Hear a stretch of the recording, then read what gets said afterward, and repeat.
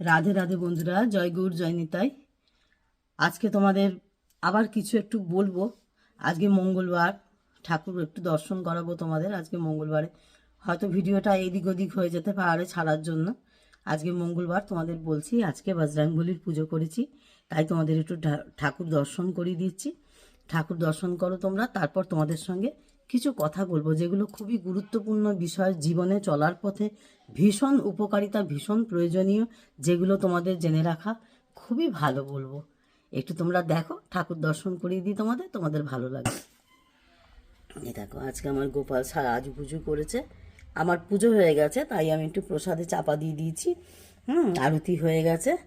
হ্যাঁ, তোমাদের আর একা হাতে অনেক কিছু দেখিয়ে উঠতে পারি না, অনেক কিছুই দেখানোর আমার ইচ্ছা থাকে। কালকে ঠাকুর সব পরিষ্কার করেছি, ঠাকুরের সোয়েটার ফোয়েটার সব বদলেছি। দেখো তোমরা, নতুন রূপে আজকে আমার ঠাকুরকে দেখতে পাবে। নতুনভাবে ঠাকুরকে সাজিয়েছি। আর এই যে উপরেও ঠাকুরকে একদম সোয়েটার ফোয়েটার পরিয়ে দিয়েছি, শুকিয়ে গেছে সব, কালকেই পরিয়ে দিয়েছি। কালকেই প্রচুর কাজ ছিল ঠাকুরের সেবা করা, সমস্ত কিছু কাপড় আমি পাল্টাই, প্রত্যেক মাসে মাসে আমি চেঞ্জ করি। আর প্রত্যেক মাসেই আমি ঠাকুরের জামা সোয়েটার সমস্ত কিছু, অনেক কিছু পরে, যেগুলোকে আমি ছাড়িয়ে আবার অন্য কিছু পরাই। আর গোপালের তো চেঞ্জ হতেই থাকে। হ্যাঁ, ওটার তো কোনো মানে ইয়ে নেই, ওটার কোনো থাকে না, নিয়ম থাকে না, ওটা মানে সবসময় করতে থাকি, এবলা অবলাই করতে থাকি। কিন্তু এই সমস্ত ঠাকুরের ইয়ে পোশাক মানে ড্রেসগুলো আমি মাসে মাসে করি, জানো তো বন্ধুরা। আমি সব পেরে উঠি না। আজকে হয়তো ভাববে যে নিতাই গৌরের গাটা ফাঁকা কেন, আজকে এই কাপড়গুলো, এই সোয়েটারগুলো, চাদরগুলো খুলে নিয়েছি, আজকে একটু কেচে দেবো।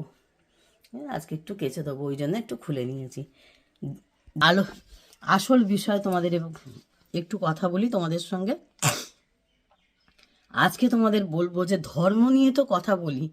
হ্যাঁ, ধর্মটা কি? আসল কথা হচ্ছে ধর্ম কি। ধর্ম তো আমরা জানি যে ধর্ম অধর্ম একটা ব্যাপার আছেই, কিন্তু এই ধর্মটা কি? ধর্ম সংক্রান্ত জানতে গেলে আমাদের কিছু কথা জানতে হবে। যেমন ধর্ম বলতে আমরা আক্ষরিক অর্থে আমাদের বোঝায় বিশেষ গুণ বা বিশিষ্ট প্রত্যেক ব্যক্তি বা বস্তুরই নিজের ধর্ম থাকে। প্রত্যেকটা ব্যক্তির কি হয়, আমাদের নিজস্ব নিজস্ব আলাদা আলাদা ধর্ম আছে। মানুষের ক্ষেত্রে ধর্ম বলতে বোঝায় যা ধারণ করে রাখে, অর্থাৎ যা মানুষকে আদর্শচ্যুত হওয়া থেকে রক্ষা করে। মানুষের জীবনে মানুষের প্রতিষ্ঠা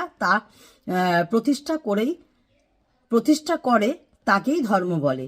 মানুষের যে মনুষ্যত্ব প্রতিষ্ঠা করে তাকেই আমরা ধর্ম বলে থাকি।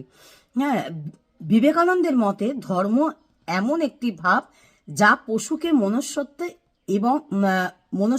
ও মানুষকে দেবত্বে উন্নতি করে।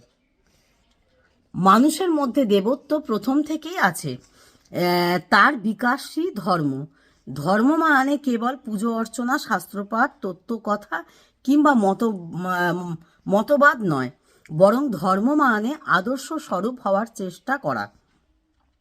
অন্যভাবে বলা যায় শাস্ত্র নির্দেশিত পথে নৈতিক ও আত্মিক বিকাশের মাধ্যমে জীবনকে অতি উচ্চ আদর্শে স্থাপিত করে অপরের হাতে আত্মনিয়োগ করাই হলো ধর্ম।